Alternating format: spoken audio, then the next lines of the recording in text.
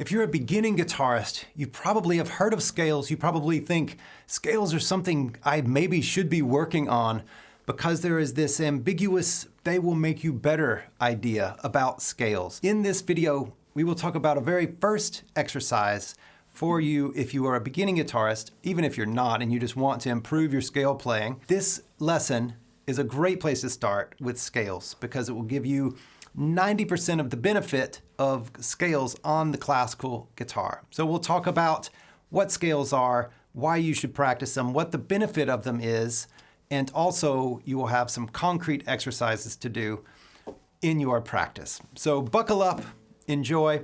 If you would like to download a whole bunch of scale shapes, then you can just check the link below, and that'll just get you going on some different scales. So to begin with, what is a scale? A scale is just a collection of notes. That's all it is. So there are two ways that scales work. One is just in general for all of music, and it's the same for a tuba or a xylophone. The other way is on the guitar specifically. And so the general thing, what is a scale? A scale is a collection of notes. And so instead of like in your kitchen, you don't use all the spices all the time. Sometimes you use cinnamon and nutmeg, and sometimes you don't. Sometimes you're in there with the cumin and the cayenne pepper. It's just a collection of notes. And from that collection of notes, we make up the chords and the melodies of a particular song. And that scale gives the song its particular flavor. Is it a happy, upbeat song? Is it a moody song? This is what a scale does. It condenses down the number of notes that are used in a piece, so it's just not all the notes, it's just a few. So that's music theory, what we just talked about.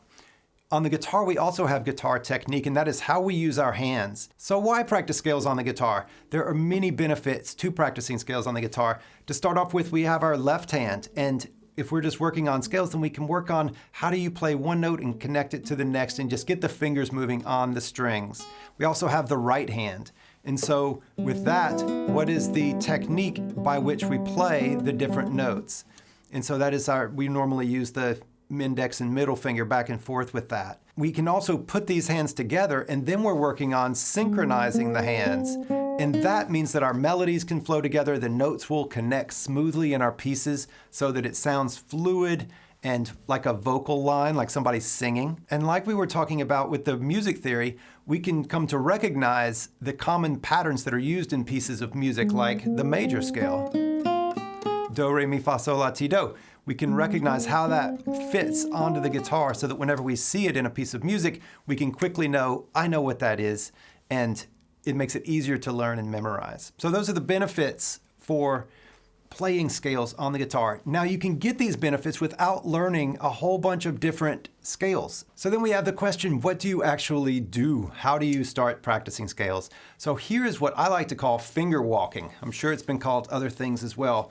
But you start off with just two fingers, any two fingers. In your practice, I would start off with the little finger and the ring finger because they typically are the weakest. And so if you start there, then you'll end up with more practice there. But for right now, we're just going to use the index and middle fingers. So the way that you do this exercise is just to play each of those notes on each string. Just if your fingers are 1, 2, 3, 4, then it's just 1, 2, 1, 2, 1, 2, 1, 2, all the way up. Now you can just tie your right hand behind your back on this and just use the left hand, and that lets you put all of your attention on just the left hand. So here's what to put your attention on. Your thumb is behind your fingers. It's not sticking over to the side like this because that's not good. Instead, keep it behind your fingers with a nice C shape in your hand. Your fingertips, you want to press right behind the fret. You don't want to press way far away from the fret. You want to press right behind it, but not crowding on top of it. And if it's too far away for you, up here right up here by the first fret, feel free to just move this exercise up and play higher on the neck where the frets are closer together. It's perfectly fine. Just move 1, 2, 1, 2 through the strings. First one string, then the next string, and you just go. You just walk right up on each one. Once you get up to the very top or the first string down here, just turn around and go 2, 1, 2, 1, 2, 1 back. And ideally you play, even though there's no sound coming out because you're only playing with your left hand, still play in a steady rhythm. Bum, bum, bum, bum. Make it the goal to play with a steady rhythm, even though you're doing it. Now, when you're ready, you can put in the right hand to this. And for this, I would just use one finger. It can be the thumb if you like, or it can be a finger, whatever it is, but just use one to begin with. We'll do the thumb here. And try to synchronize the hands. Boom, boom, boom.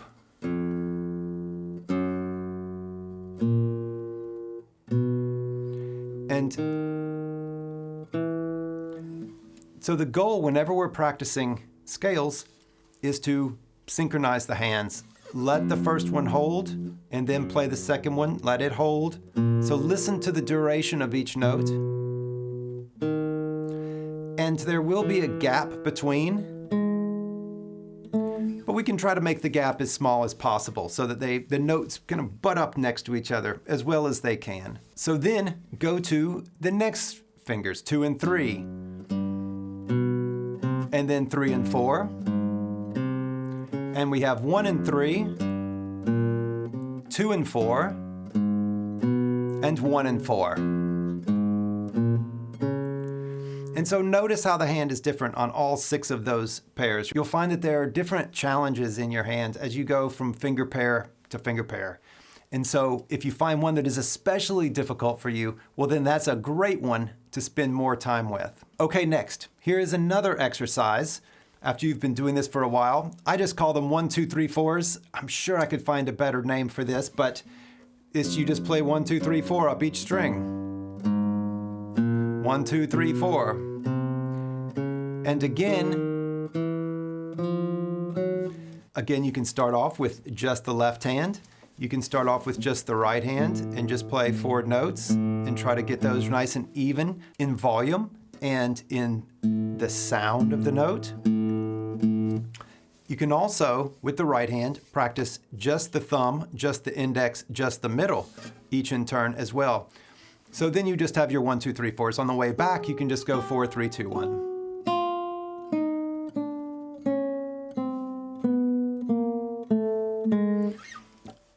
Here's a tip as well. If the scratchiness of the lower strings is getting on your nerves, well, as it does sometimes, you might notice as you're playing, it's scratchy down there.